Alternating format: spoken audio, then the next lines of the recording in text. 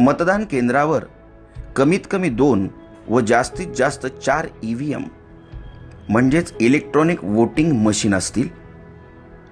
तुम्हाला मतदान एकूण 4 म्हणजेच अ जागा, ब जागा, क जागा व ड जागेसाठी करणे आवश्यकच आहे.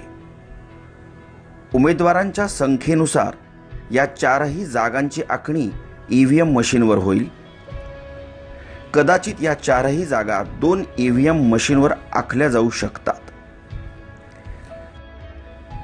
4ही जागेसाठी मतपत्रिकांचे रंग वेगवेगळे दिलेले असतील.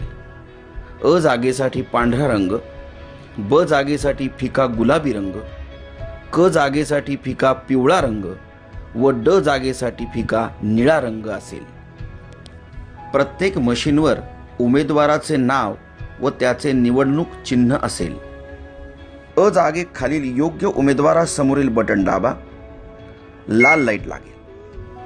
याचा अर्थ अ जागेसाठी मतदान प्रक्रिया पूर्ण झाली. ब जागेसाठी हीच पद्धत वापरा. क जागेसाठी हीच पद्धत वापरा. ड जागेसाठी हीच पद्धत वापरा. एखाद्या निवडणूक जागेसाठी उमेदवार योग्य व सक्षम वाटत नसेल तर मशीनवरील NOTA नोटा याचा अर्थ नन ऑफ अबव किंवा वरीलपैकी कोणी नाही असा होतो, ते बटन दाबू शकता. पण जरा विचार करा, कारण तुम्ही भारत देशाचे सक्षम मतदार आहात आणि तुमचं एक मत देशाचं भविष्य बदलू शकतं.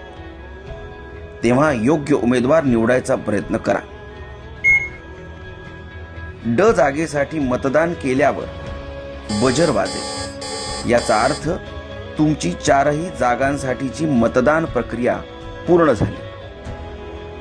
धन्यवाद. तुमचं मत हीच तुमची ताकद.